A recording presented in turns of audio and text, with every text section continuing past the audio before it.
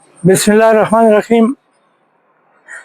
زما د ارباب اقتدار ته د دې مهاجر کیمپ متعلقه ادارو ته د زړه کومې نه دا یو التجا ده چې څومره زمونږ متاثرین وروڼه دي د تقریبا د 47 سال نه متاثر دي چې د دې موږ ته څه معاهده نه ده میلاو شوې.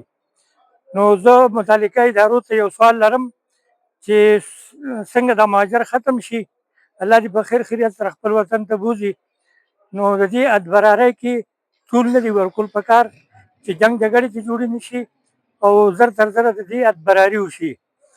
بل یو سوال لرم چې موږ متاثرینو ته هېڅ شی نه دی میلاو شوی، نو پکار دي چې څومره د دې دا کوم مټیریل پاتې شي نو د دې د حکومت په خپله حفاظت وکړي، انا ددرې دې نه نه جوړي چې ټرالو والا راځي او د دې نه مټیریل اوچتوي بې اجازته، نو دا نقصان دی، پیدا نه ده.